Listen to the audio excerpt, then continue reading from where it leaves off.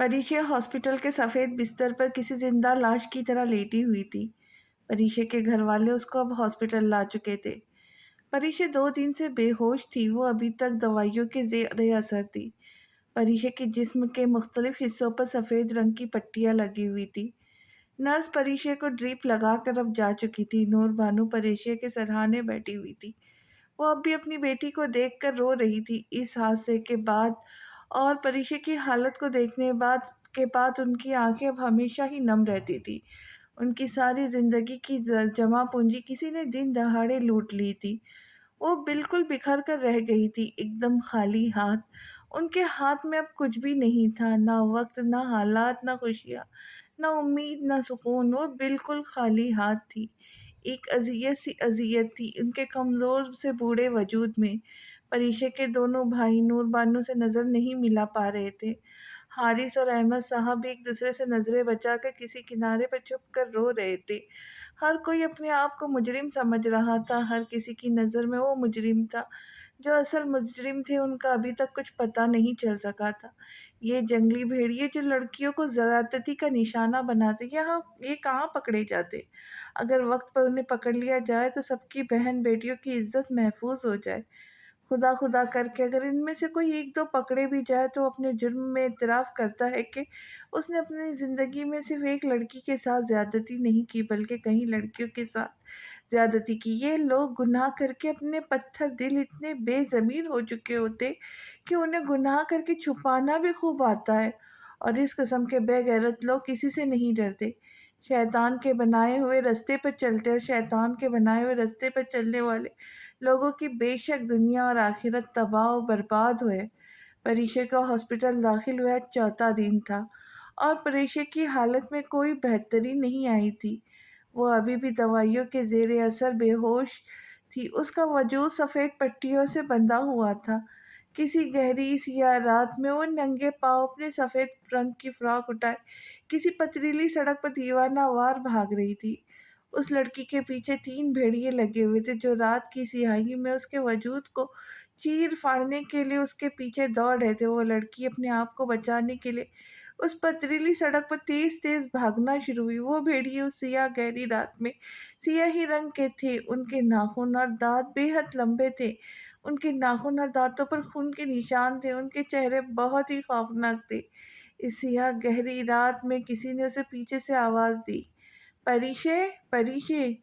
वो और तेजी से भागने लगी। वो 3 भेड़िए और भी तेजी से उसके वजूद से लिपट के लिए उसके पीछे भाग रहे थे। वो बेहद खौफजदा थी। खौफ के आलम में वो उस पथरीली सड़क पर दीवाना भाग रही थी। परिशे, मेरी जान।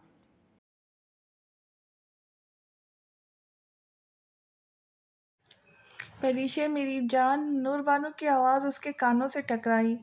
परिशे ने अपने कदम अचानक ही रोक दिए, मगर अगले ही लम्हे एक भेड़िया नूरबानो के पीछे से निकला और तेजी से परिशे की तरफ दौड़ा। अम्मी! परिशे नूरबानो ने उसे पुकारा। परिशे चीखें मारती हुई अम्मी अम्मी कहती हुई उस जगह से भागी।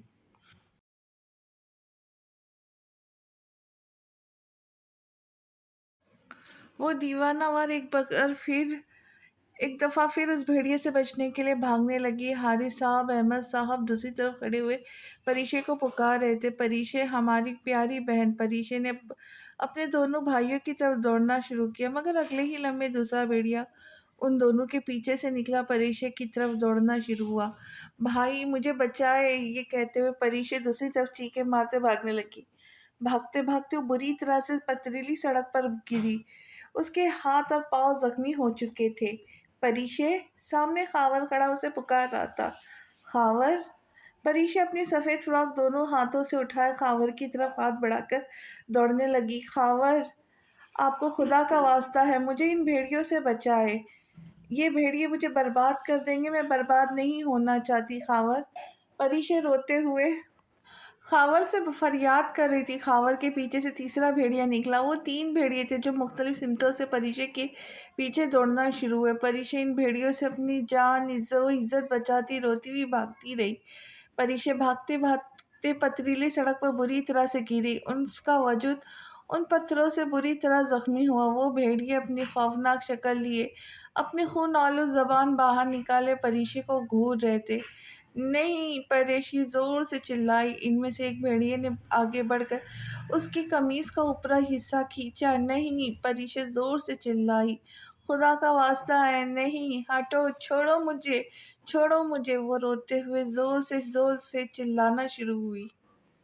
سفید بستر پر زندہ لاش کی طرح لیٹی ہوئی پریشے کا جسم آہستہ آہستہ ہلنے لگا۔ وہ آہستہ آواز میں کچھ کہہ رہی تھی۔ اس کی آنکھیں بند تھیں اور سانس پھولا ہوا تھا۔ وہ تیز تیز سانس لیتے ہوئے مستقل کچھ بول رہی تھی۔ ہٹو، ہٹو، نہیں۔ اور وہ اب زور سے چلانا شروع ہوئی۔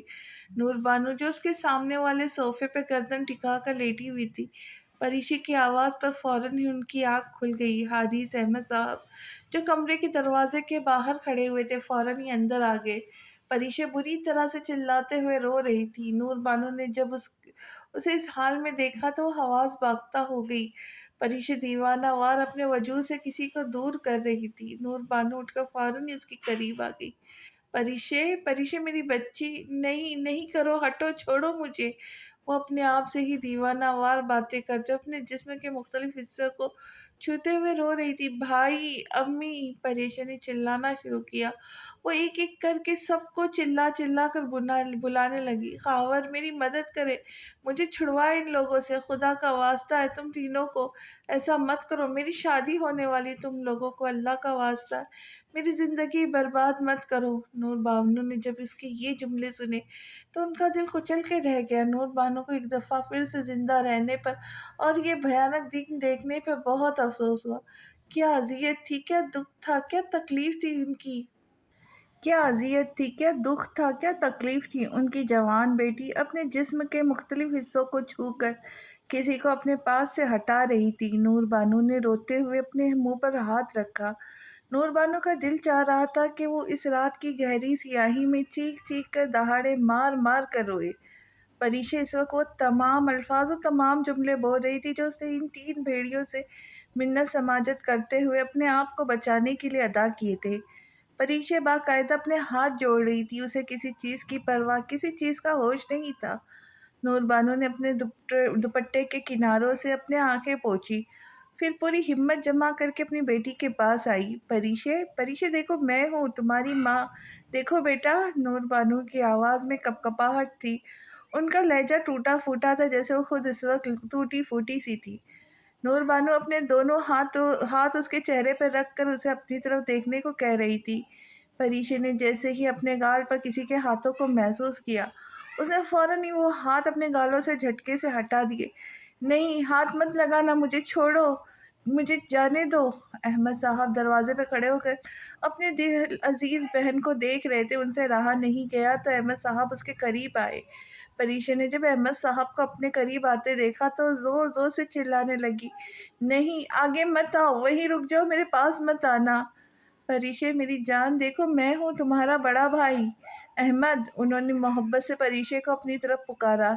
احمد صاحب نے اس سے اس قدر ڈرا ہوا سہما ہوا دیکھا تو ان کا دل پھٹنے لگا۔ احمد صاحب کے قدم وہیں جم سے گئے تھے۔ حارث صاحب نے اس کی بگڑی ہوئی حالت دیکھی تو وہ جلدی سے ڈاکٹر صاحب کو بلانے بھاگے۔ نور بانو، احمد صاحب اور حارث صاحب تینوں ہاسپٹل میں پریشا کے پاس موجود تھی۔ سائمہ اور احمد صاحب کی بیوی عائشہ بھی ہاسپٹل ہی آ گئی تھی۔ ان کے بچے ملازمہ کے حوالے تھے۔ ڈاکٹر نے پریشا کی بگڑی ہوئی حالت دیکھی تو فوراً ہی نرس نے پریشا کو بازو پر نیند رکھ کر انجیکشن لگایا۔ پریشا نے بڑی مشکل سے وہ دوائی اپنے بازو پر لگائی۔ تھوڑی دیر بعد وہ آہستہ آہستہ نیند کی وادیوں میں اترنے لگی۔ پریشا کو اتنے دن بعد ہوش آیا، وہ بھی اس طرح۔ نور بانو، ان کے بچے اور بہویں کمرے کے باہر کھڑے تھے۔ نور بانو اپنے بچوں کی طرف پھوٹ کر رونے لگی تھی۔ دونوں بھائیوں کی بھی آنکھیں نم تھیں، مگر ان دونوں مردوں کو مضبوط بننا تھا اپنے گھر کی عورتوں کے لیے، اپنی ماں بہن کے لیے۔ میری بیٹی کے ساتھ یہ کیا ہو گیا ہے، اس کی تو زندگی برباد ہو گئی۔ وہ مسلسل رو کر اپنا دکھ اپنے بیٹوں کو بتا رہی تھی۔ عائشہ نے آگے بڑھ کر انہیں پانی کا گلاس دیا۔ عائشہ آرام آرام سے نور بانو کو پانی پلا رہی تھی۔ امی، آپ اس قدر پریشان نہ ہوں، وہ بہت جلد ٹھیک ہو جائیں گی انشاءاللہ۔ عائشہ کی آنکھیں خود بھی نم تھی، وہ خود بھی بچوں کی طرح روتے ہوئے نور بانو کو دلاسا دے رہی تھی۔ نہیں عائشہ، ایسی لڑکیاں ٹھیک کہاں ہوتی ہیں جن کے ساتھ زیادتی ہو جاتی ہے۔ میری پریشے بہت حساس ہے، جب یہ سب باتیں سن کے میرا کلیجہ پھٹنے لگتا ہے، میرا دل ٹوٹ جاتا ہے، تو سوچو میری حساس بچی کا کیا حال ہوگا۔ وہ تو ویسے ہی جیتے جی مر گئی ہے۔ پریشے لوگوں کی بے رحم باتیں، ان کے بے رحم جملوں کو کس طرح سے برداشت کریں گی؟ وہ مر جائیں گی عائشہ، وہ مر جائے گی۔ حارث صاحب سے اب مزید وہاں بیٹھنا برداشت نہ ہو سکا۔ وہ تیزی سے اٹھے اور باہر نکل گئے۔ احمد صاحب جانتے تھے وہ باہر کیوں گئے۔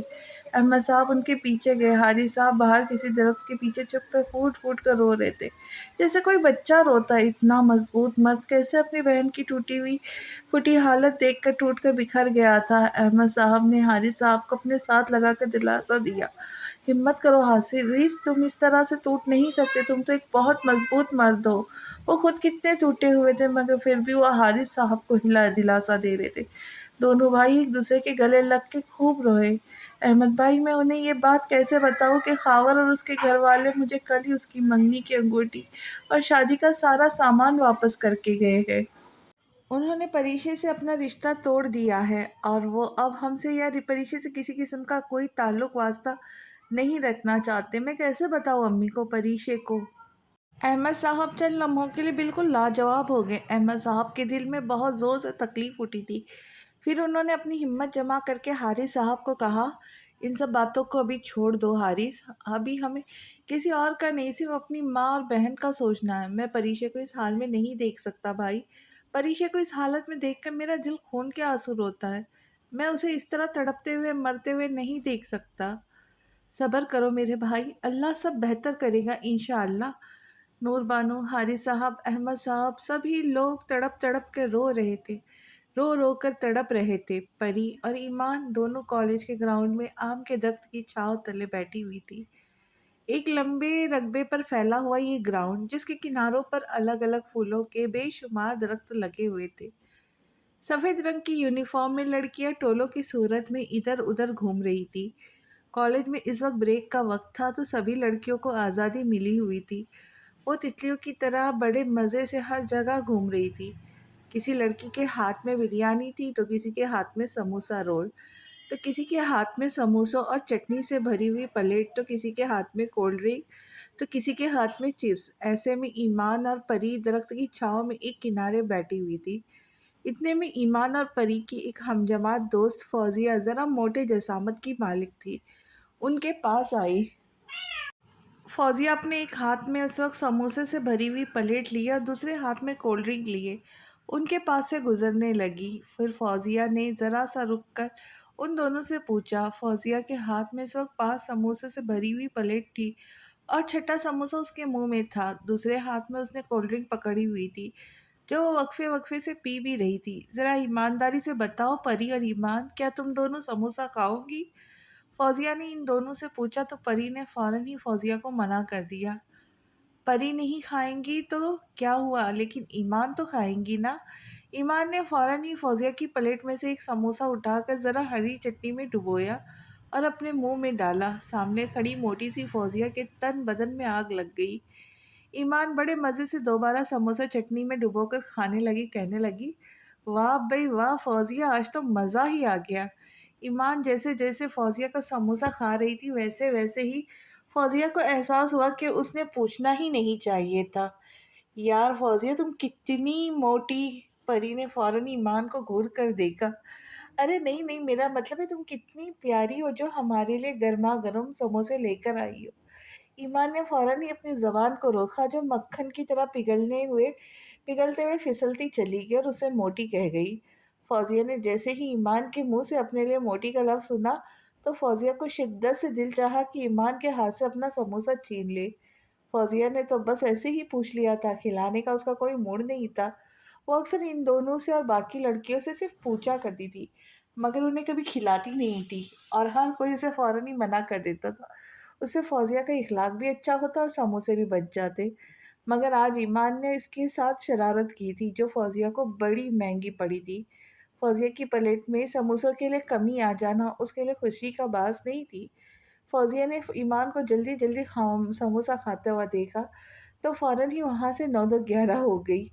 اسے ڈر تھا کہ ایمان اس کے باقی بچے ہوئے سموسے چٹنی بھی نہ کھا جائے۔ ایمان اور پری نے فوزیہ کو تیزی سے جاتے ہوئے دیکھا تو ایمان زوردار کہکار لگا کے ہنس پڑی۔ یار پری، اسپیڈ تو دیکھو ذرا اس کی، کیا ضرورت تھی ایمان تمہیں یہ سب کرنے کی؟ تمہیں پتا تو ہے فوزیہ کا، خواہ تم نے اس کا ایک سموسہ لے لیا۔ پری نے فوزیہ کے جانے کے بعد ایمان سے کہا، ارے بس رہنے دو پری بی بی، اتنا ہمدرد کسی کا بننے کی ضرورت نہیں ہے۔ ابھی کل ہی کی تو بات لے لو، میں کل اس جگہ پر بیٹھ کے چکن بریانی کھا رہی تھی اور تم لائبریری میں تھی۔ یہ موٹی فوزیہ آ کے میرے برابر میں بیٹھی، اور پتہ ہے پری اس نے کیا کیا؟ میری پری میری پلیٹ میں سے اس نے بوٹی اٹھائی اور اٹھا کر کھا گئی۔ میرے منہ میں اس وقت نوالا تھا، میں کچھ بول نہیں پائی، لیکن جب تک میں نے اپنا نوالا ختم کیا یہ موٹی میری پوری بوٹی کھا چکی تھی۔ ارے یار، میں تو اس کے کھانے کی اسپیڈ دیکھ کر ہی حیران رہ گئی۔ تم یقین نہیں کرو گی پری، یہ بوٹی میرے 2 نوالوں میں ہی پوری کھا گئی تھی۔ اور تمہیں پتہ ہے کل یہ کلاس کے آخر میں مجھ سے کیا کہہ رہی تھی؟ مجھ سے کہہ رہی تھی، یار ایمان اب میں ڈائٹنگ کروں گی۔ اور یار پری تم مجھے ایمان سے ایک بات تو بتاؤ، یہ 5 سموسے کھا کر اور دوسروں کی پلیٹ میں سے بوٹی اٹھا کر کھانے سے کون سی ڈائٹنگ ہوتی ہے بھائی؟ ذرا مجھے بتاؤ ذرا مجھے ایمان عورتوں کی طرح کمر پر ہاتھ رکھ کر پری سے پوچھ رہی تھی۔ پری کو اس کا دکھ سن کر ہنسی آ گئی، ہنستے ہنستے پری کے گال اوپر کی طرف اٹھے۔ تم کبھی نہیں سدھرو گی ایمان، پری نے کہا۔ ظاہر ہے اگر میں سدھر گئی تو پھر تمہیں ہنسائے گا کون؟ یہ کہتے ہوئے وہ پری کے ساتھ لپٹ گئی۔ وہ پری کے ساتھ اتنے زور سے لپٹی تھی کہ پری زمین سے لگتے لگتے بچی۔ یار ایمان دور ہٹو، میرا سارا یونیفارم گندا ہو رہا ہے۔ ایمان اسے تھوڑی دیر بعد دور ہوئی۔ ایمان نے اب دوبارہ سے اپنا بچا ہوا سموسہ کھانا شروع کیا۔ یار اس سموسے میں آلو تو ہے ہی نہیں۔ ایمان نے ایک نیا شوشہ چھوڑا، چپ کر کے کھا لو، فری کا ملا ہے تو زیادہ کیڑے نکالنے کی ضرورت نہیں ہے، پری نے فوراً کہا۔ یار ویسے ایک بات ہے پری، دوسروں کی چیز کھانے میں بڑا مزہ آتا ہے، پھر چاہے اس میں آلو ہو یا نہ ہو۔ ویسے تم کچھ کیوں نہیں کھا رہی؟ کب سے ایسی ہی بیٹھی ہوئی ہو؟ مجھے بھوک نہیں ہے ایمان، پری نے کہا۔ کیا مطلب ہے تمہارا تمہیں بھوک نہیں ہے؟ میں دیکھ رہی ہوں تم اپنا کھانے پینے کا اور اپنا بالکل خیال نہیں رکھتی ہو، ایمان نے فکر مندی سے کہا۔ ایمان پری کو اس وقت کوئی شخص بری طرح سے یاد آیا تھا، جس کے بال ماتھے پہ گرے ہوئے ہوتے تھے، جس کی سیاہ گہری راکھوں کی کشش سے اپنی طرف کھینچ رہی تھی۔ پری کو اس وقت شہریار بری طرح سے یاد آیا۔ شہریار اس دن پری سے کہہ رہا تھا کہ وہ اپنا اور اپنے کھانے پینے کا خیال رکھا کرے۔ کہاں کھو گئی ہو تم پری؟ ایمان نے اس کے کندھے پہ ہاتھ رکھا تو چونکی۔ ہاں کیا کچھ کہا تم نے؟ ہاں میں یہ پوچھ رہی تھی کہ تم بار بار کہاں کھو جاتی ہو یوں بیٹھے بیٹھے؟ ارے نہیں یار بس ایسے ہی، پری نے کہا۔ ارے ہاں ایمان تمہیں ایک بات بتانی ہے، تم شام 5 بجے تیار رہنا، شہریار شام میں 5 بجے آئیں گے تو ہم ان کے ساتھ وومن ڈیولپمنٹ آف فاؤنڈیشن چلے جائیں گے۔ میں نے ماموں سے کفالت یتیم سینٹر کے بارے میں بات کی تھی تو ماموں نے کہا کہ اس معاملے میں شہریار سے بہتر کوئی ہماری مدد نہیں کر سکتا، ایک بہت زبردست آرکیٹیکٹ ہے، اور وہ کہہ رہے تھے کہ ان کے ورکرز بھی بہت اچھے ہیں، ہمارا کام جلدی ہو جائے گا۔ اور ویسے بھی ہمیں کفالت یتیم سینٹر کے بعد ایک نئے فلاحی ادارے کا بھی سوچنا ہے۔ کیا؟ سچ بتاؤ؟ ایمان کا خوشی سے برا حال تھا۔ ایمان کو شہریار پر شدید قسم کا کرش ہوا تھا۔ ایسا نہیں تھا کہ ایمان کو شہریار سے محبت ہو گئی تھی، بس وہ ایک بہت ہی نٹکھٹ شرارتی سی لڑکی تھی، صرف پری سے ہی اسے ایسی مزاحیہ باتیں کیا کرتی تھی۔ پری کو پتا تھا اگر وہ ایمان کے سامنے شہریار کا نام لیں گی تو فوراً ہی خوش ہو جائیں گی۔ دوبارہ بولنا ذرا، ایمان نے جلدی سے اپنا سموسہ ختم کیا، پھر توجہ سے پری کو سننے لگی۔ پری نے اسے ساری باتیں دوبارہ بتائی۔ ٹھیک ہے میں 5 بجے کیا، میں تو 4 بجے ہی تیار ہو جاؤں گی، تم دیکھنا۔ ویسے بھی پری کوئی بڑی بدتمیز ہو، تم اتنے شاندار سے لڑکے کو تم نے آتے ساتھ ہی کام پر لگا دیا، ذرا مسٹر شہریار میرے گھر ہی لے آتی، تھوڑی بہت بات چیت ہو جاتی۔ ایمان ذرا سرگوشی میں آہستہ سے بولی۔ پری نے اس کی بات پر اپنے ہونٹوں کو ذرا او شیپ میں کیا۔ اچھا چلو تو پھر ٹھیک ہے، میں شہریار کو ٹھیک 5 بجے تمہارے گھر لے آؤں گی، بلکہ ایسا کروں گی تمہارے امی اور بابا سے بھی ملوا دوں گی شہریار کو، کیسا؟ پری نے اس کی مشکل آسان کرتے ہوئے پوچھا۔ پری کی بات پر ایمان کے ہوش اڑ گئے، وہ اچانک ہی گڑبڑا گئی۔ अरे नहीं नहीं मेरी प्यारी दोस्त, तुम्हें तो अच्छी तरह से पता है मेरी आदत का, मैं अक्सर मजाक करती रहती हूँ, तुम मेरा मजाक नहीं समझती हो यार। अम्मी पापा को बताने की क्या की जरूरत नहीं है। तुम्हें तो पता है कि तुम्हारी प्यारी और मासूम सी दोस्त ईमान क्या कह रही है। तुम समझ रही हो ना। ईमान ने मासूमियत के सारे रिकॉर्ड तोड़े। हाँ हाँ ईमान, मैं बहुत अच्छी तरह से समझ रही हूँ। परी ने ईमान के मुंह पर घबराहट देखी तो उसे हंसी आ गई। ईमान ने परी की तरफ मोहब्बत से देखा।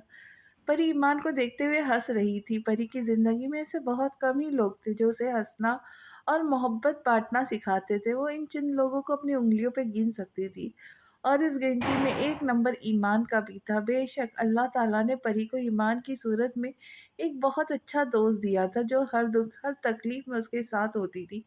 बचपन से लेके अब तक सच्चे और मुखलिस दोस्त भी किस्मत वालों को ही मिलते थे, और परी इस मामले में बहुत खुश किस्मत वाली थी। उसके पास ईमान जैसी एक बहुत अच्छी, बहुत प्यारी दोस्त थी। शाम 4 बजे के करीब शहरियार की सफ़ेद गाड़ी घर के मेन गेट के आगे रुकी। वो 1 घंटे पहले ही घर आ चुका था। शहरियार गाड़ी से बाहर निकला तो उसके हाथ में चंद फाइलें, दूसरे हाथ में उसका लैपटॉप था जिसकी चार्जिंग अब ख़त्म हो चुकी थी। मुलाजिम बहादुर ने शहरियार के हाथ में सामान देखा तो फौरन आगे बढ़कर बहादुर ने शहरियार से उसका सामान लेना चाहा तो शहरियार ने मना कर दिया। बहादुर ने एक बार फिर कहा, शहरियार साहब अपना सामान मुझे दे दे, मैं रख देता हूँ। लेकिन शहरियार ने उसे फौरन ही मना कर दिया। वो अपना काम खुद करना ज़्यादा पसंद करता था। बहादुर खामोश हो गया और खामोशी से दोबारा अपना काम करने लगा और पौधों को पानी दे रहा था। शहरियार घर के अंदर आने लगा तो उसे दाखिली दरवाजे पर उसे सुमन मिल गई। अरे शहरियार, तुम तो 1 घंटा पहले ही आ गए। हाँ, मुझे कुछ काम था, ये फाइलें वगैरह रखनी थी और मेरे लैपटॉप की चार्जिंग खत्म हो गई थी और चार्जर मैं घर पर ही छोड़ गया था, शहरयार ने सुमन को जवाब दिया। शहरयार के मजीद कुछ बोलने और पूछने से पहले ही सुमन ने आगे बढ़कर शहरयार के हाथ से मुस्कुराकर उसका लैपटॉप ले लिया था। कुछ लम्हे के लिए शहरयार कुछ बोल नहीं पाया। तुम्हें अपना जो भी काम हो शहरयार, तुम मुझसे कह सकते हो, मैं तुम्हारे काम कर दिया करूंगी। सुमन ने शहरयार को मुस्कुराकर देखते हुए कहा। अच्छा। शहरयार को हैरत हुई। सुमन ने शहरयार के चेहरे पर हैरत देखी तो फौरन ही उसे कहने लगी, क्या हुआ शहरयार, तुम इतनी हैरत से मुझे क्यों देख रहे हो। फरहान ने मुझे एक बार बताया था कि तुम उसके काम करने से खुश नहीं होती बल्कि उससे लड़ाई करती हो। मैं इसलिए हैरान हूँ कि तुम मेरे काम करने के लिए खुद कैसे कह रही हो। तुम मेरे काम कर दिया करोगी, शहरयार ने साफ गोई से कहा। वो बातें साफ गोई से करने का माहिर था। सुमन लम्हा भर के लिए गड़बड़ा सी गई थी। सुमन को फरहान पर अचानक ही गुस्सा आया। अरे नहीं नहीं शहरियार, फरहान की तो आदत है मजाक करने की। हाँ मुझे पता है, शहरियार ने कहा, लेकिन मुझे अपने काम खुद करने की आदत है। और अगले ही लम्हे शहरियार ने बड़ी आसानी से सुमन के हाथ से अपना लैपटॉप ले लिया। सुमन बोलती रह गई लेकिन शहरियार ने उससे लैपटॉप वापस ले लिया। शहरियार सुमन को थैंक यू कह के अंदर जाने लगा, लेकिन फिर कुछ याद आने पर एक बार फिर से रुक गया। ये तुम्हारा कज़न वलीद नज़र नहीं आ रहा आजकल? क्या अपने पापा के साथ उनकी कंपनी में ज़्यादा मसरूफ़ रहने लगा है?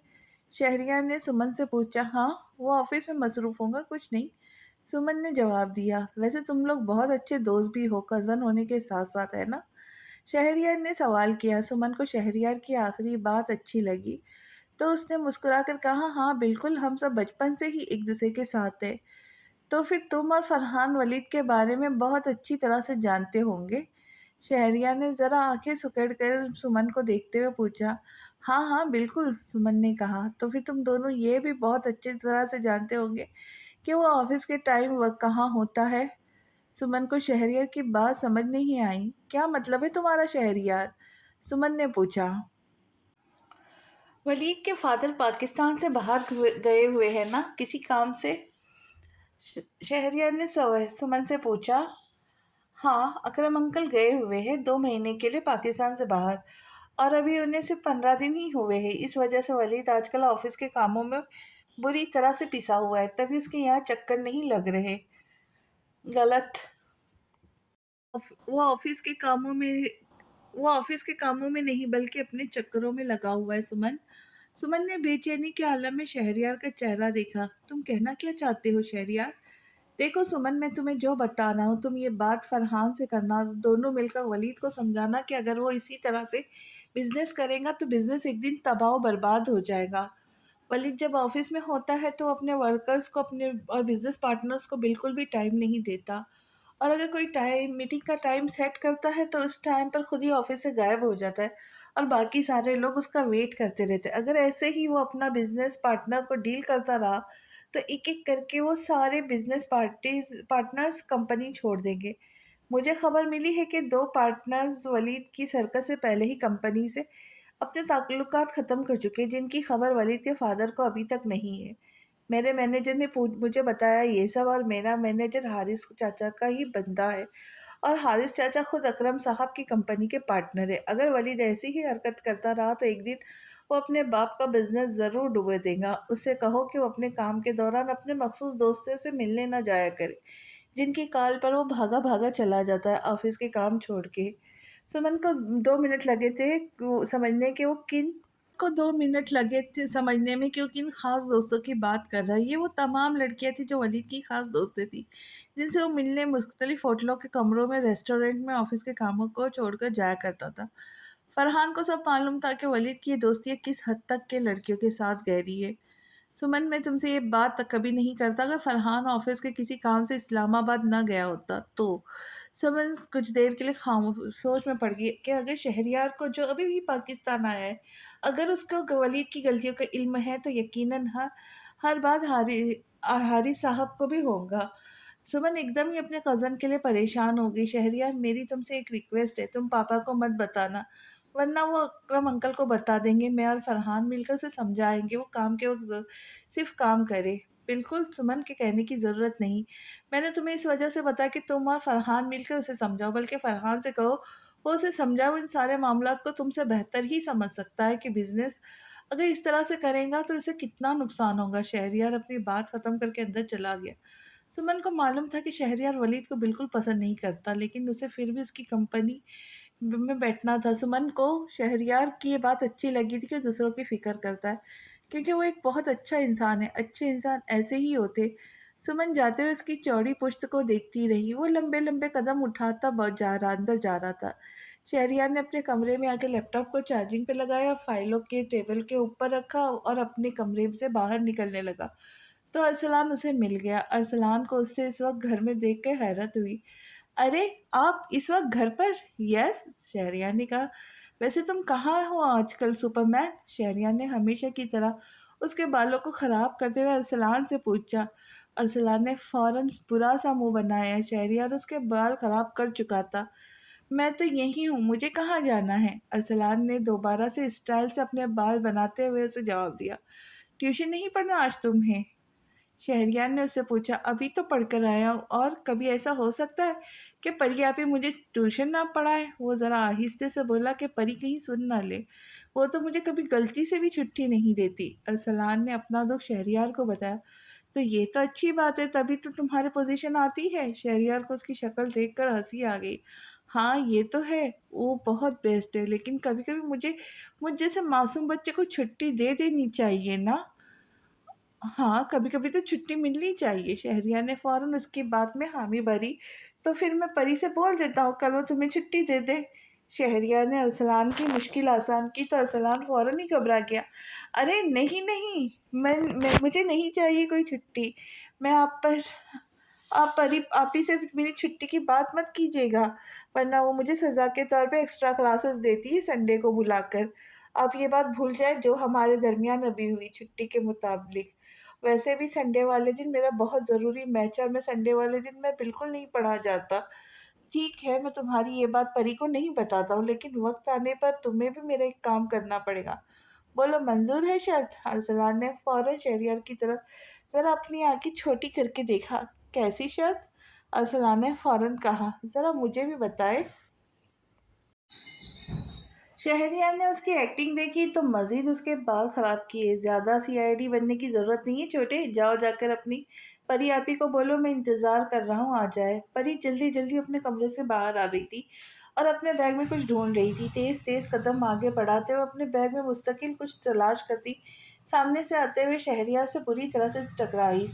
शहरयार अपना मोबाइल फ़ोन चेक कर रहा था। बैग का सारा सामान उन दोनों के बुरी तरह टकराने से उस वक़्त ज़मीन पर फैल चुका था। पर ये सब गुलाबी सूट में मलबूस थे जिसके गले और आस्तीनों पर बारीक धागों से कढ़ाई हुई थी। वो शहरयार से इतनी बुरी तरह टकराई कि परी पीछे गिरते गिरते बची, मगर शहरयार ने फौरन उसका हाथ पकड़कर उसे गिरने से रोका। परी की आंखों के आगे अचानक ही अंधेरा आ गया। वो शहरयार के मजबूत कंधे से बुरी तरह से टकराई थी। उसने अपना सर सहलाते हुए सामने खड़े शख्स को देखा। वो सियाह गहरी आंखों वाला शख्स उसे ही देख रहा था। परी अचानक ही 2 कदम पीछे हुई। तुम ठीक हो? शहरयार ने नरमी से पूछा। जी। थी। अगले ही लम्हे वो नीचे बैठी और जमीन से चीजें उठाकर वापस अपने बैग में डालने लगी। शहरयार भी फौरन उसके पास बैठकर उसके बैग में तेजी से चीजें डालने लगा। शहरयार की नज़र उसके बैग में से गिरी हुई दवाई पर गई। वो नींद की गोलियां थी। शहरयार ने बेचैनी से परी को देखा। वो अभी भी अपने बैग से सामान डाल रही थी। उसे परी पर गुस्सा नहीं आया था, बल्कि अफसोस हुआ था। शहरयार ने वो नींद की गोलियां बड़ी तेजी से उठाकर अपनी जेब में डाली। उसे परी के पास इन नींद की गोलियों को देख के हैरत हुई थी। उसने परी को एक नज़र देखा। गुलाबी रंग में उसकी शहाबी रंगत खूब दमक रही थी। उसके भूरे बालों की लंबी चुटिया से कुछ लटें निकल कर उसके चेहरे पे आ गई थी। शहरयार की नज़र बेसाख्ता उसके गर्दन पर मौजूद तिल पर गई तो उसने फौरन ही अपनी नज़रों का रुख तब्दील किया। उसने दूसरी तरफ देखा, वहां एक सोने की बेहद खूबसूरत बाली पड़ी हुई थी। शहरयार को ये बाली देखकर हैरानी हुई जो परी के बैग से निकल कर गिरी थी। शहरयार ने आगे हाथ बढ़ाकर उस बाली को उठाना चाहा, मगर परी ने फौरन ही इस बाली को उठा लिया। परी के हाथ में जैसे ही वो बाली आई, उसके चेहरे पे सुकून ही सुकून था, जैसे वो अपने बैग में यही बाली तलाश कर रही हो जो सामान में कहीं छुप सी गई थी। शहरयार ने एक नज़र उसे देखा। दोनों की नज़र लम्हे भर को मिली। परी ने नज़रें चुराते हुए बाली को अपने हाथ में ले लिया।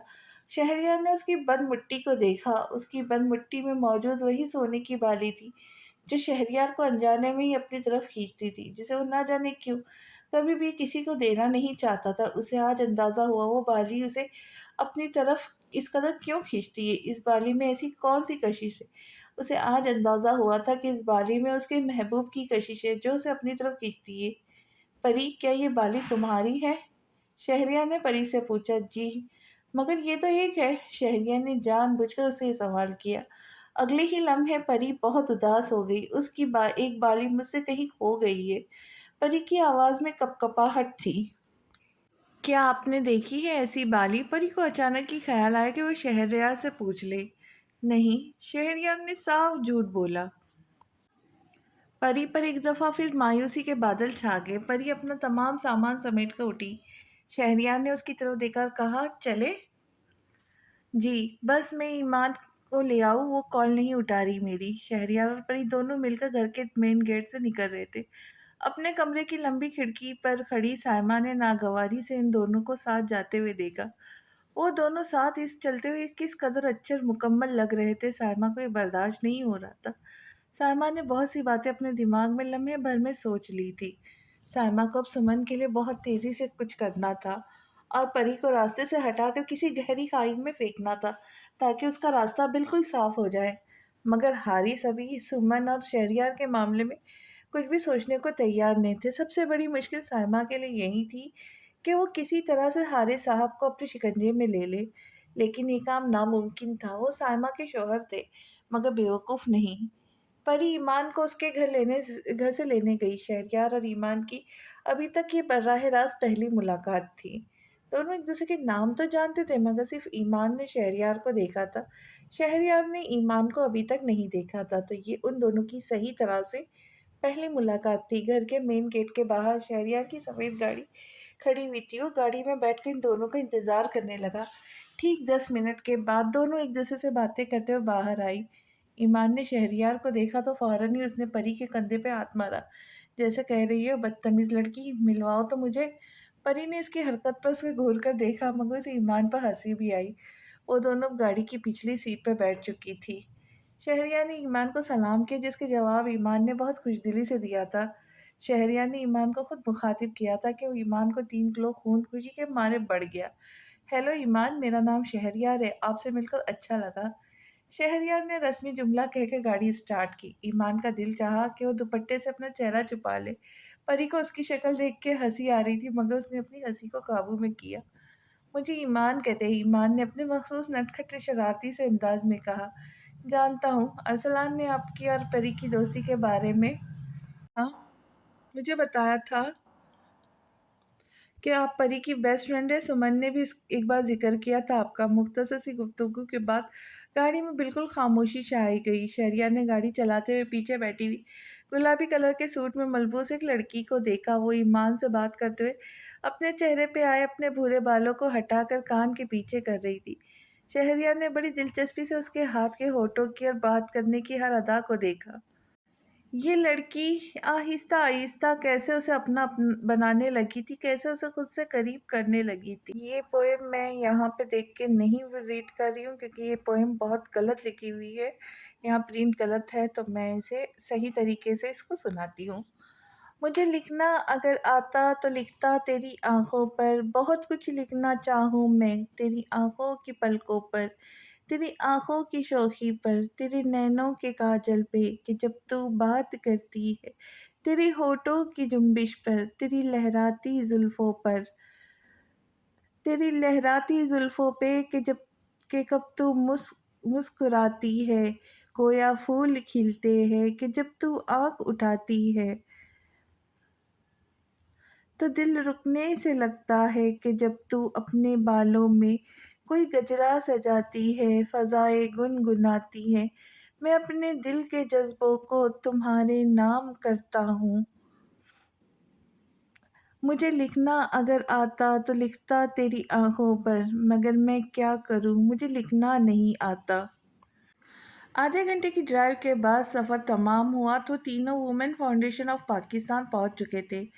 پری اور ایمان تھوڑی دیر تو شہریار کے ساتھ رہی، پھر مختلف خواتین اور مردوں نے شہریار کو گھیر لیا۔ وہ لوگ اب شہریار کو ان دو جگہوں کے بارے میں بتانے لگے جو انہوں نے کفالت یتیم سینٹر کے لیے مناسب سمجھی تھی۔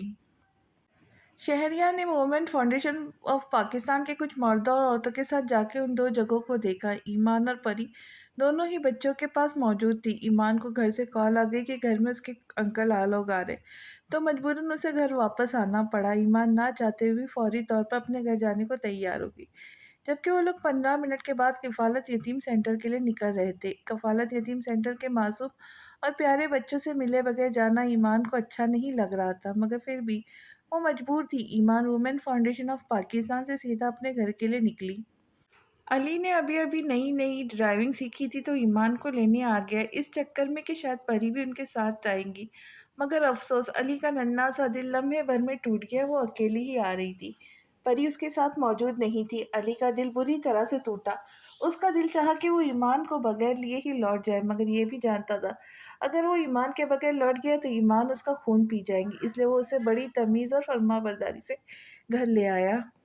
شہریار کی واپسی وہاں سے مغرب کی اذان کے بعد ہوئی تھی۔ شہریار نے ان دونوں ٹیموں کے ساتھ مل کر ان دونوں جگہوں کو بہت اچھے طریقے سے دیکھ لیا تھا۔ اب اسے کسی ایک جگہ پر کفالت یتیم سینٹر کے لیے ایک اچھا اور بڑا ادارہ بنانا تھا۔ شہریار پہلے ان لوگوں کے ساتھ women development foundation of Pakistan آیا، پھر اس نے پری کا پوچھا۔ کسی عورت نے بتایا کہ پری یہاں موجود نہیں۔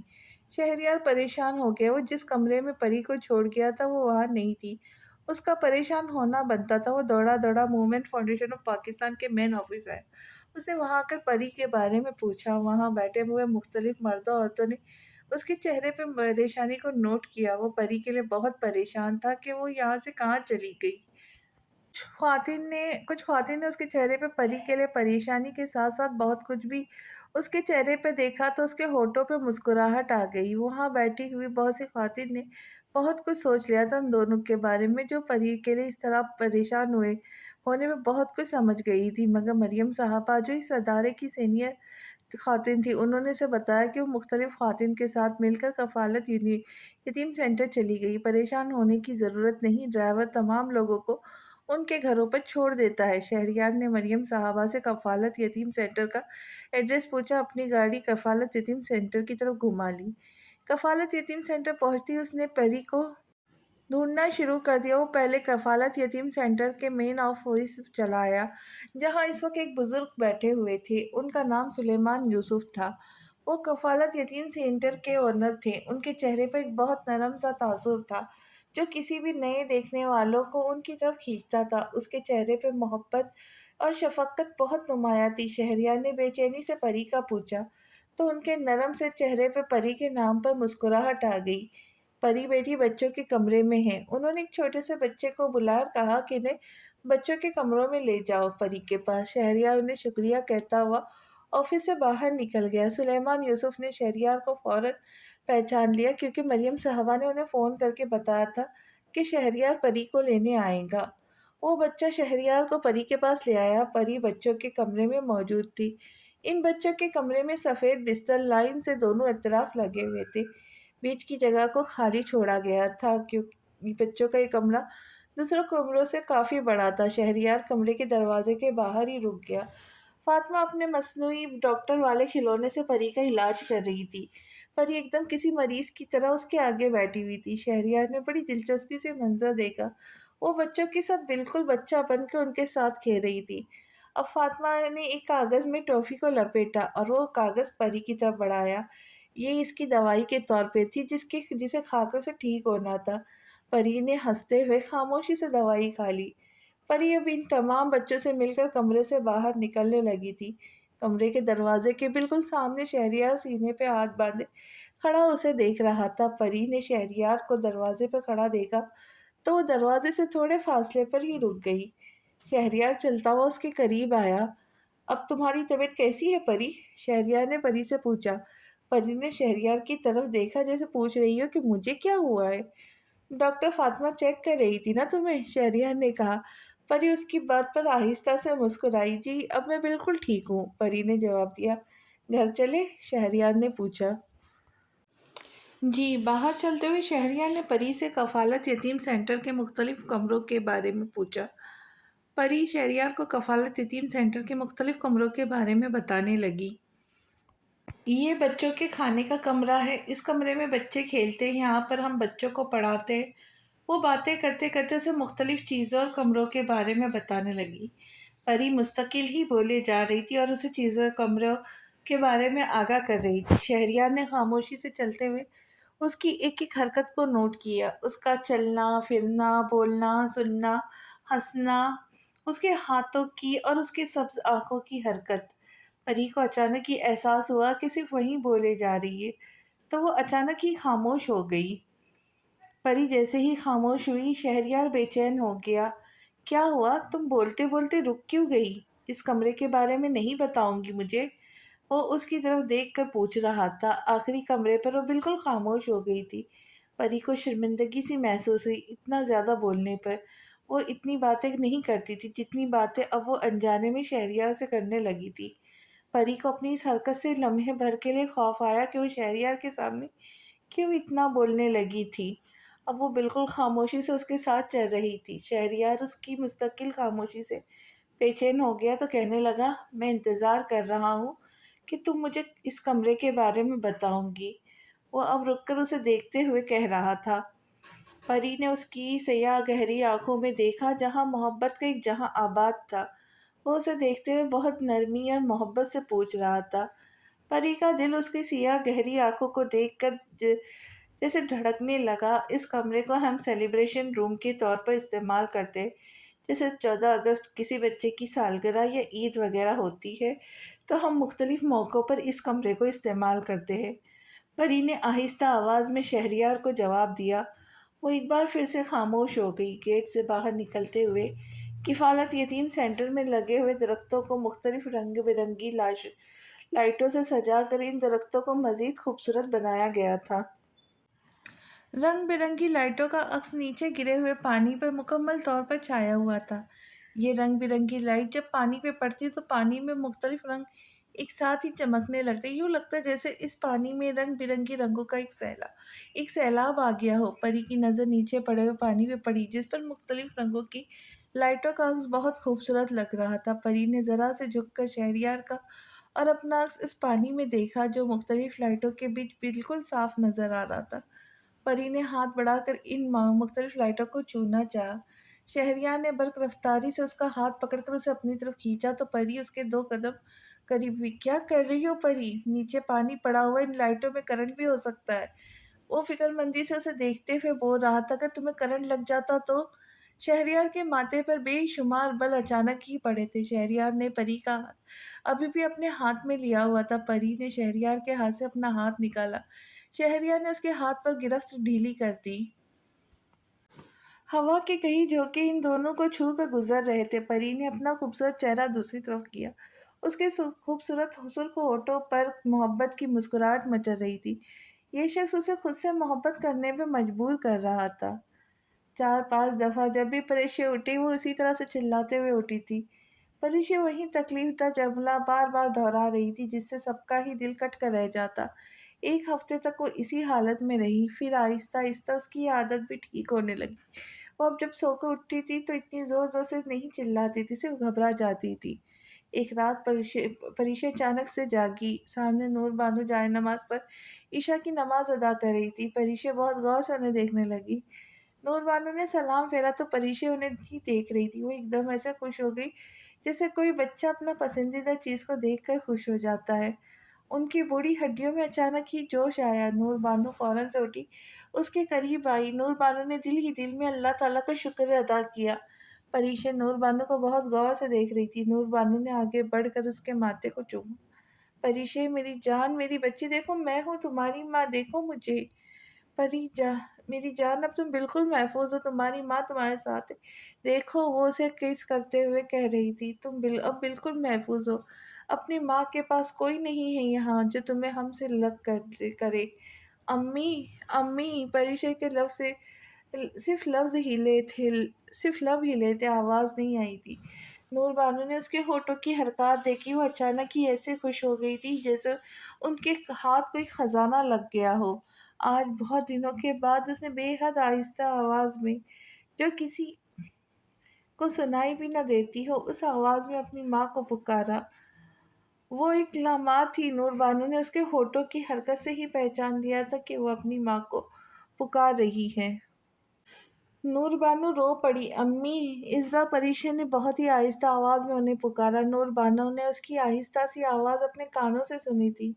پریشے اب بستر پر ہاتھ رکھ کر اٹھنے کی کوشش کر رہی تھی۔ وہ اب مسلسل اپنی ماں کو پکار رہی تھی۔ نور بانو نے اسے اٹھنے میں مدد کی۔ پریشے کو بہت کچھ اچانک ہی یاد آیا، جس کے یاد آنے پر نور بانو سے بچوں کی طرح لپٹ گئی۔ وہ بچوں کی طرح پھوٹ پھوٹ کر رونے لگی۔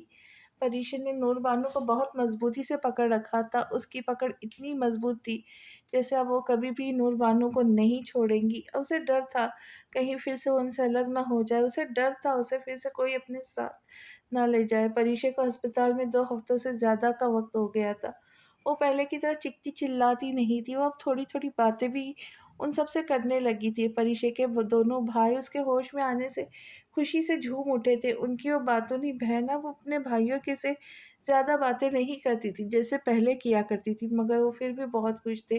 انہیں یقین تھا وہ آہستہ آہستہ بالکل ٹھیک ہو جائیں گے۔ انہیں یقین تھا ان کی بہن انہیں واپس مل جائیں گی جو کہیں کھو سی گئی ہے۔ ان کے لیے یہی کافی تھا کہ وہ ان کی بہن زندہ حالت میں صحیح سلامت ان کے پاس ہے۔ کچھ دنوں کے بعد پریشے کی طبیعت دوبارہ سے خراب ہونا شروع ہوئی۔ پیٹ میں درد، الٹی اور چکر آنا شروع ہوا۔ وہ پہلے ہی کمزور ہو چکی تھی۔ نور بانو نے جب اس کی بگڑتی ہوئی حالت دیکھی تو پریشان ہوئی۔ ڈاکٹر نے پریشے کے مختلف ٹیسٹ کی جس کی رپورٹ ایک دن بعد آنی تھی۔ نور بانو تو پہلے ہی پریشان تھی اور اب اس کی اس حالت کو دیکھ کر مزید پریشان ہو گئی تھی۔ نور بانو نے جب اس کی ایسی بگڑتی ہوئی حالت دیکھی تو ان کے ذہن میں بہت سی سوچوں نے آ کر بسیرا کر دیا، لیکن انہیں صبح تک کا انتظار کرنا تھا۔ وہ اپنے پاس سے کچھ اور سوچنا نہیں چاہتی تھی پریشے کو لے کر۔ جب اس کی رپورٹس آئیں گی تب بھی حقیقت واضح ہوں گی۔ نور بانو نے یہ سوچ کر اپنے آپ کو پرسکون کیا، مگر نور بانو اس بے چینی میں پوری رات سو نہیں سکی۔ صبح ڈاکٹر نے رپورٹ پڑھنے کے بعد نور بانو کو اپنے کمرے میں بلایا۔ ڈاکٹر نے انہیں کمرے میں بلا کر بتایا کہ وہ ماں بننے والی ہے۔ نور بانو جب یہ خبر سنی تو ان کے پیروں کے نیچے سے زمین نکل گئی۔ نور بانو کو اسی بات کا ڈر تھا، اسی بات کی بے چینی تھی۔ ان کی بیٹی کے ساتھ پہلے ہی اتنا برا ہوا تھا، اب اوہ میرے خدایا! نور بانو نے اپنا سر دونوں ہاتھوں میں تھام لیا۔ نور بانو بے حد پریشان ہو گئی۔ پریشے کی ماں بننے کی خبر پریشے کے دونوں بھائیوں حارث صاحب اور احمد صاحب کے درمیان جنگل میں لگی ہوئی آگ کی طرح پھیلی۔ حارث صاحب اور احمد صاحب نے جب یہ خبر سنی تو کچھ دیر بول ہی نہ سکے، وہ اس قابل ہی نہیں رہے تھے کہ کچھ بول سکے، کوئی فیصلہ کر سکے۔ ایک سے ایسی صورتحال اور ایسے خیر ثابت ہوئے کہ سب خاموشی سے تماشائی بنے ایک دوسرے کی شکل دیکھ رہے تھے۔ پریشے بہت جب تھوڑی ٹھیک ہونے لگی تو اس کے ساتھ اب یہ سب ہو گیا۔ اگر اسے خبر کا پتہ چل جائے کہ وہ زیادتی کے نتیجے میں ایک ناجائز بچے کی ماں بننے والی ہے، وہ بھی اس بچے کی جس بچے کے باپ کی نہ شکل نہ ہی نام اسے پتا ہے، وہ اپنے آپ کو پہلے ہی فرصت میں ختم کریں گی۔ اس ڈر سے ان لوگوں نے پریشے سے یہ بات چھپائے رکھی۔ پریشے نور بانو اور اس کے دونوں بھائیوں کو گھر آئے 2 ہفتوں سے زیادہ ہو چکے تھے۔ دیکھیں نور بانو صاحبہ، جیسے کہ آپ کو پتہ ہے کہ پریشے ماں بننے والی ہے، اسے کھانے پینے کی بہت ضرورت ہے۔ اسے ایسی چیز دے جس کے کھانے سے اسے توانائی اور طاقت ملے اور جس سے ان کا خون بڑھے۔ یہ پہلے ہی بہت کمزور ہے، میں دوائیاں لکھ کر دے رہی ہوں، آپ اسے اس پابندی سے دے دیا کرے۔ اور نور بانو نے اپنے برابر میں بیٹھی ہوئی پریشا سے نظریں چرائی۔ وہ جو بالکل لاتعلق گمسم سے انداز میں بیٹھی ہوئی تھی، اب اس کا سر گول گول گھومنے لگا۔ وہ اپنے سامنے بیٹھے ڈاکٹر کو غور سے دیکھنے لگی، جیسے بے یقینی کے عالم میں ہو کہ یہ سامنے والی کوئی ڈاکٹر کیا کہہ رہی ہے۔ پریشے کو اپنا سانس رکتے ہوئے محسوس۔ پریشے کو لگا اس کمرے کی چھت اس کے سر کے اوپر آ گری ہے۔ آج پریشے کے پیروں کے نیچے سے وہ زمین بھی نکل گئی جو باقی تھی۔ سامنے بیٹھی ڈاکٹرنی کے الفاظ اس کے کانوں میں گونج رہے تھے۔ پریشے کو یوں لگا کہ وہ ایک آگ سے جلنے کے بعد دوسری آگ میں جلنے کے لیے پھینکی گئی ہے۔ پریشے نے بے حد بے یقینی سے اپنی ماں نور بانو کو دیکھا، جو مستقل اس سے اپنی نظریں چرا رہی تھی۔ نور بانو نے پریشے کو دیکھے بغیر ہی ڈاکٹرنی کے ہاتھ سے دوائی کا پرچہ لیا اور کھڑی ہوئی۔ پریشے اپنی جگہ سے ہل بھی نہ سکی۔ پریشے کو اچانک ہی لگا کہ ہوا میں آکسیجن بہت کم ہے۔ اسے اپنے سینے میں ہلکی سی درد کی ٹھیس اٹھتی ہوئی محسوس ہوئی۔ خیال رکھا کرو پریشے، ڈاکٹرنی نے اسے دیکھتے ہوئے کہہ رہی تھی۔ پریشے ڈاکٹرنی کی آواز پر چونکی۔ وہ ابھی تک صدمے کی حالت میں ہی تھی۔ یہ خبر اس کے لیے صرف ایک خبر نہیں تھی، بلکہ اس کے لیے ایک مزید آزمائش، ایک امتحان تھا۔ کیا؟ ہاں میں کیوں؟ وہ میں نہیں میں ماں کیسے؟ پریشے کی حلق سے آواز نہیں نکل رہی تھی، اس کے الفاظ ٹوٹے ہوئے تھے۔ اسپتال میں آئی ہوئی 2 عورتیں نور بانو اور پریشے کو جانتی تھی۔ پریشے کو ڈاکٹر کے روم سے باہر نکلتا دیکھ ان دونوں نے ایک دوسرے کے کانوں میں باتیں کرنا شروع کر دی۔ نور بانو نے ان عورتوں کو دیکھا اور پھر ہاسپٹل سے نکل گئی۔ سارے راستے نور بانو اور پریشے کے درمیان کوئی نہ کوئی بات ہوئی۔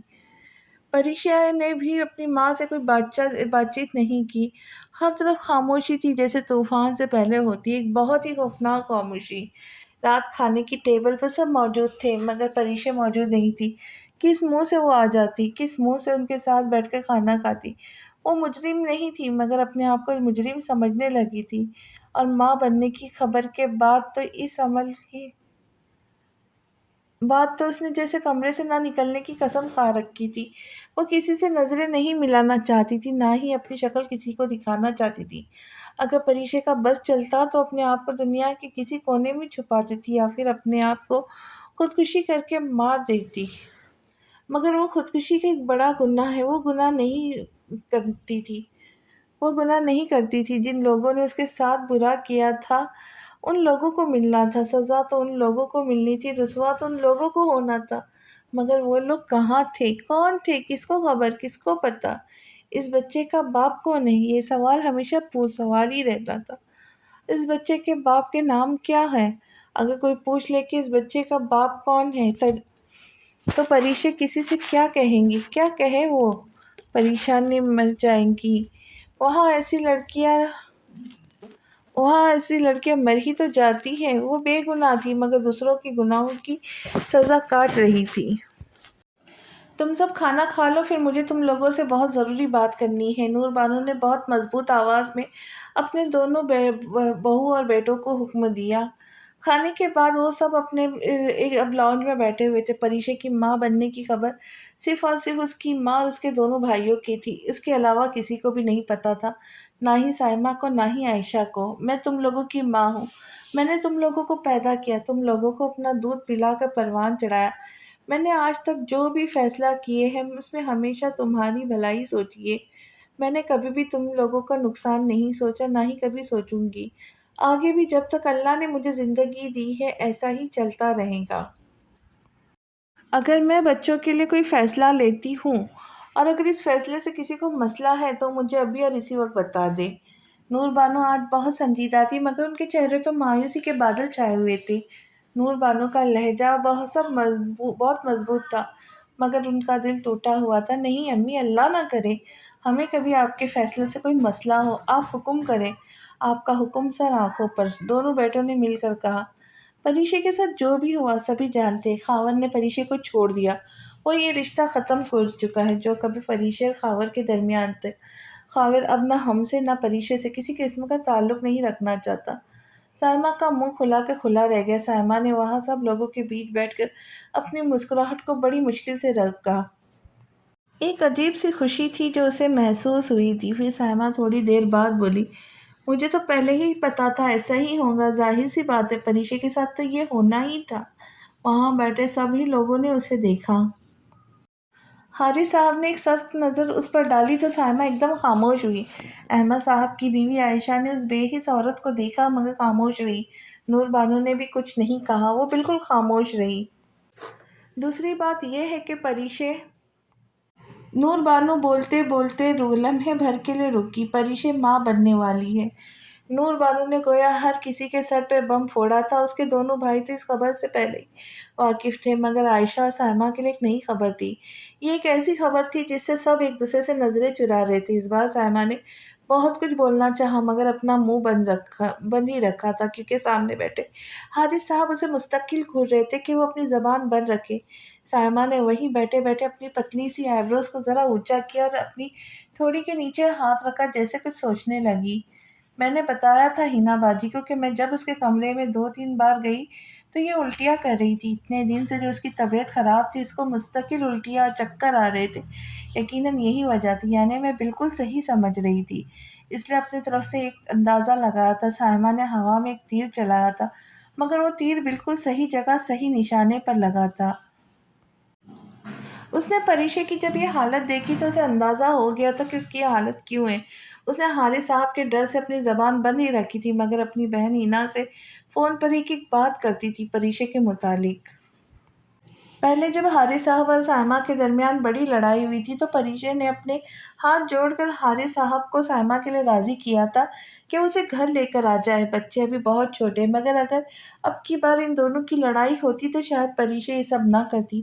وہ کیسے کرتی؟ وہ تو خود ہی اپنی حالت پر ٹوٹی ہوئی تھی، بکھری ہوئی تھی۔ وہ کیا کسی کو سمیٹتی جس کی اپنی ذات، اپنے ہی رشتے خود بکھر چکے تھے، اپنا ہی رشتہ ٹوٹ چکا تھا۔ پریشے میری اکلوتی بیٹی ہے اور جب تک میں زندہ ہوں وہ میرے پاس ہی رہیں گی، اپنی ماں اور باپ کے گھر میں۔ پریشے بھی اور پریشے کی ہونے والی اولاد بھی۔ میں ایسا کوئی گناہ کا کوئی قدم نہیں اٹھاؤں گی جس سے ایک معصوم کی زندگی تباہ ہو۔ اس کا اشارہ پریشے کی ہونے والی اولاد کی طرف تھا۔ نور بانو نے جیسے سب کو بتایا کہ وہ اپنے دماغ میں یہ بات ذہن نشین کر لے کہ وہ کسی بھی صورت ایک معصوم کو اس کی سزا نہیں دیں گی، وہ اس معصوم کی زندگی کو ختم نہیں کریں گی۔ وہ ختم کرنے والی ہوتی کون ہے؟ زندگی اور موت دینے والا تو بے شک اللہ تعالیٰ ہے۔ پریشے کے دونوں بھائی نور بانو کی ٹوٹی ہوئی حالت دیکھ کر بے چین ہوئے۔ امی آپ بالکل بے فکر رہے، وہ ہماری بہن ہے جس پر ہم اپنی جان چھڑکتے ہیں۔ آپ کو پریشے کے لیے پریشان ہونے کی بالکل بھی ضرورت نہیں ہے، نہ آج نہ کل اور نہ کبھی بھی۔ اس کے دونوں بھائی ابھی زندہ ہیں۔ پریشے اور پریشے کی اولاد کی ہر ذمہ داری، ہر خوشی، ہر دکھ، ہر تکلیف اب ہماری ہے۔ احمد صاحب اور حارث صاحب نے نور بانو کے ہاتھوں کو چومتے ہوئے نور بانو سے وعدہ کیا کہ وہ نہ اپنی بہن کو نہ ہی اس کی ہونے والی اولاد کو تنہا چھوڑ دیں گے۔ نور بانو کی آنکھوں میں آنسو آ گئے۔ مجھے اپنے دونوں بیٹوں سے یہی امید تھی۔ نور بانو نے اپنی بات کا آغاز کیا۔ احمد، حارث، جیسے کہ میں نے تمہیں بتایا کہ مجھے تم دونوں سے بہت ضروری بات کرنی تھی۔ اصل میں وہ بولتے بولتے اچانک رکی۔ میں چاہ رہی تھی کہ تم لوگ کو تمہارا جائیداد میں حصہ دے دوں۔ مجھ سے اب مزید ذمہ داری سنبھالے نہیں جا رہی۔ جو تم دونوں کا حق ہے، جو پریشے کا حق ہے، وہ تم سب کو فوراً مل جانا چاہیے، میری زندگی میں ہی۔ میں نہیں چاہتی کہ میرے بعد کسی قسم کی کوئی لڑائی ہو جائیداد کے پیچھے۔ ویسے مجھے تو پورا یقین ہے اپنی تربیت پر، مگر پھر بھی یہ احتیاط کرنی ہوگی کہ مستقبل میں تم دونوں یا پریشے ایک دوسرے سے بدظن نہ ہو جاؤ۔ میں نہیں چاہتی کہ میرے بعد میرے بچے میرے پیچھے لڑے۔ نور بانو نے اپنی آنکھوں کو صاف کرتے ہوئے کہا۔ امی، احمد صاحب نے بے یقینی سے اپنی ماں کو دیکھا۔ دوسری طرف حارث صاحب بھی بے یقینی کے عالم میں تھے، جیسے ان دونوں کو نور بانو کی بات پر یقین نہیں آ رہا ہو کہ وہ اتنا بڑا فیصلہ لے رہی ہے۔ ایسا کون سا ڈر ہے، ایسا کون سا خوف ہے جو انہیں اندر ہی اندر کھائے جا رہا ہے، جس کی وجہ سے انہوں نے اچانک سے یہ فیصلہ کیا؟ یہ دونوں بھائی ایک دم سے ہی پریشان ہو گئے۔ امی، مجھے حصہ نہیں چاہیے، احمد صاحب نے فوراً منع کر دیا۔ مجھے بھی اپنے حصے کی ضرورت نہیں ہے امی، حارث صاحب نے بھی فوراً منع کر دیا۔ اگر آپ کو یہ پیسے اور جائیداد کسی کو دینی ہے تو آپ کسی فلاحی ادارے کو دے دیں۔ اگر آپ پریشے کو لے کر آپ کسی ڈر یا خوف کی وجہ سے جائیداد میں تقسیم چاہتی ہے تو ہمیں اس میں سے 1 روپے کی ضرورت نہیں ہے۔ حارث صاحب کی یہ بات سنتے ہی سائمہ کا رنگ سفید پڑ گیا۔ اس نے بڑی بے چینی سے پہلو بدل کر اپنے آپ کو خاموش رکھنے کی کوشش کی کہ حارث کو جائیداد میں تقسیم نہیں چاہیے، وہ اپنے حصے سے پیچھے ہٹ سکتے۔ سائمہ کو یہ بات بالکل بھی ہضم نہیں ہوئی تھی۔